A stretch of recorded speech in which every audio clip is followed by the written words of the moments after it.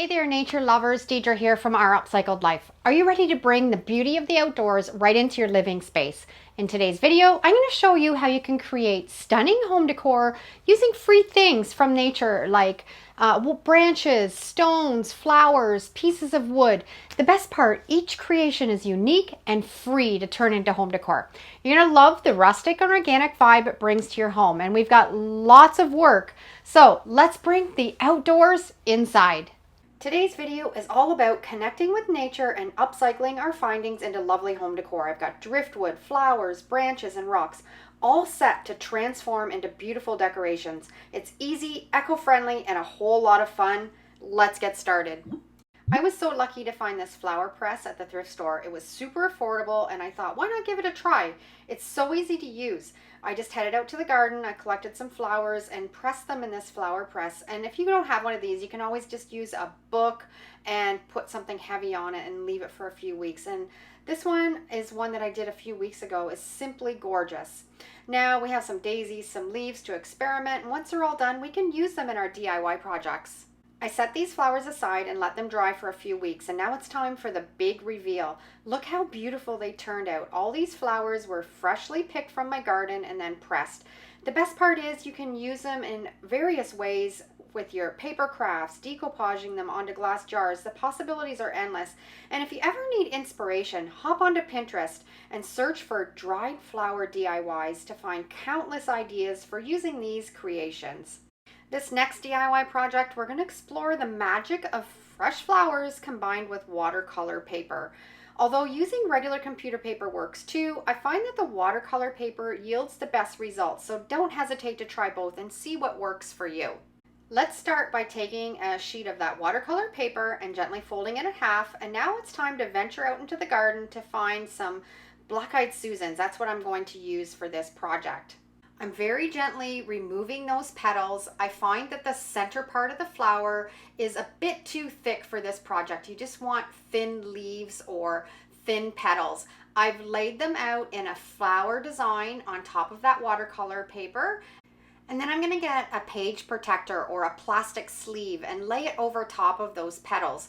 We're going to get out a hammer and we're just going to hammer away. And as you're pounding on those leaves or petals, the natural dye is going to soak into that watercolor paper. This is where you're going to have to just experiment a little bit because some flowers and some leaves and petals just work better than others. You want something that has a lot of natural dye in it and it's thin and you're going to be able to pound it in. And I've created a beautiful one-of-a-kind greeting card with some flowers from my garden. And this is a hang tag or a gift tag that I created with a cosmos. Our next upcycling project, we have some thrift store frames that I'm going to transform into some rustic beauties by adding some botanical prints inside. I'm not a fan of that shiny dated appearance of the frames, so I'm going to use some sandpaper and give it that rustic look that's perfect to complement these botanical prints. For this part, we'll use that watercolor paper again, which you can easily find at any craft store or on Amazon. I'll put the link down below in the description. And we're going to simply cut 2 pieces of that watercolor paper to fit the inside of that frame dimension.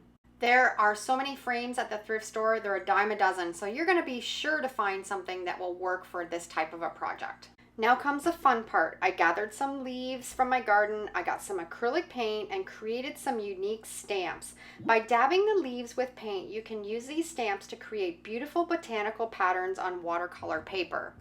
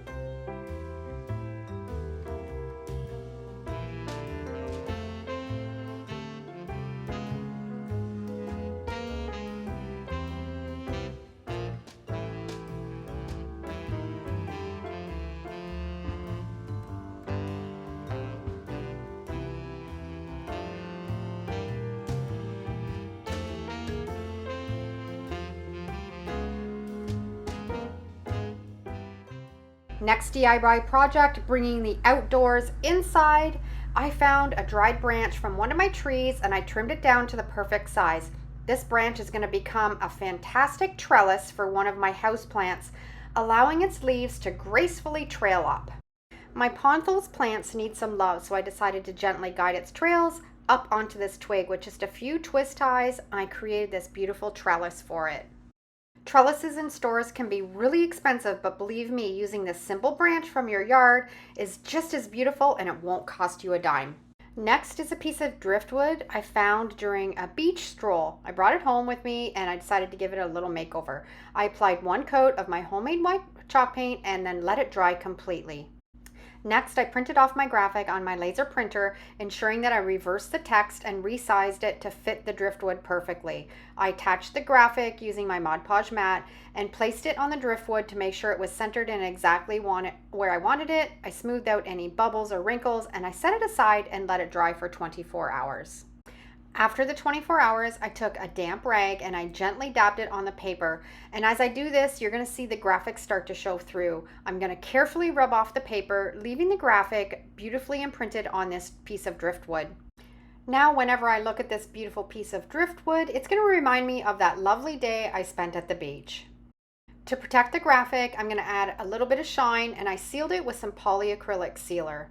Now we can put it in our home or our cottage or give it as a gift. This next DIY is going to change the way you look at rocks forever. I gathered some small rocks from our last vacation and decided to give them a creative makeover. With a transfer technique using Mod Podge and my laser printer, like my last project, I printed little quotes that would fit perfectly on the rocks. It's been 24 hours. I'm dampening that paper and then rubbing it off, and that graphic's going to be left on that stone. This technique works wonders, especially on a non-painted surface like a rock, as it's porous and it allows for that Mod Podge to soak into that rock and do a really good transfer. Once we've finished rubbing off all of that paper, it's time to seal it up with some polyacrylic sealer. If you plan to place these rocks outside, make sure you're using an outdoor formula so they can withstand the elements without any worries. Imagine placing these rocks in various little spots around your town or village or city, creating a lovely treasure hunt for others to enjoy. People can pick them up, and if they like, replace them with one of their own created rocks. It's such a wonderful project to spread joy and creativity around. This DIY is not only fun, but it's also a great way to connect with others through your art. So let's seal up our little creations, set them free, and brighten up someone's day.